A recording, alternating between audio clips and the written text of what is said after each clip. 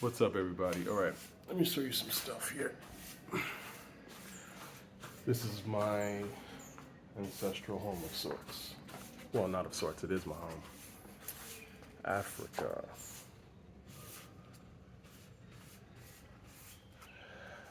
Don't want to show y'all too much, you know what I mean?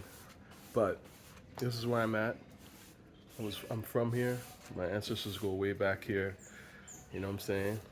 Black is black, the whole nine. So when y'all talk about, oh, he don't really, is he really black? See sometimes in the comments. I'm from the motherland, yo. I know where I'm coming from, respectfully, okay? And shout out to all my people in diaspora, my black Americans, Caribbeans, Brazilians.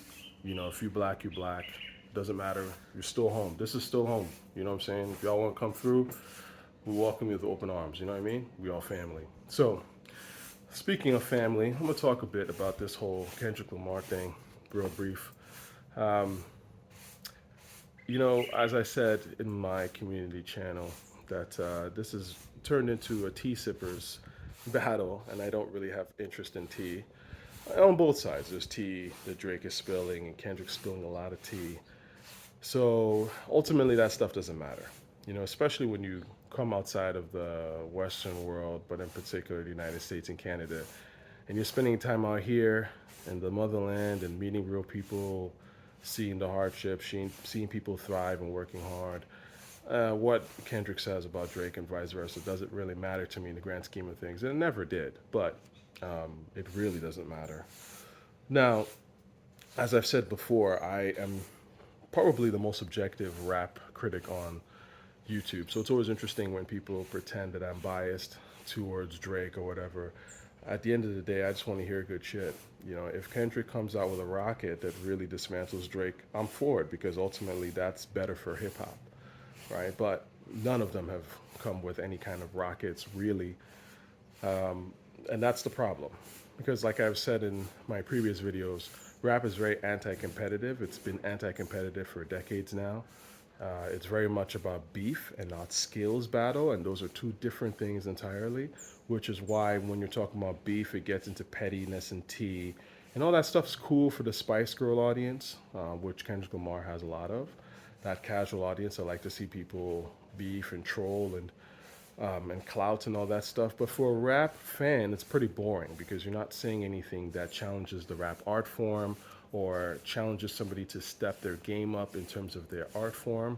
It's all very much like, I saw you with this baby mama, and my baby mama was doing this, and that stuff's boring.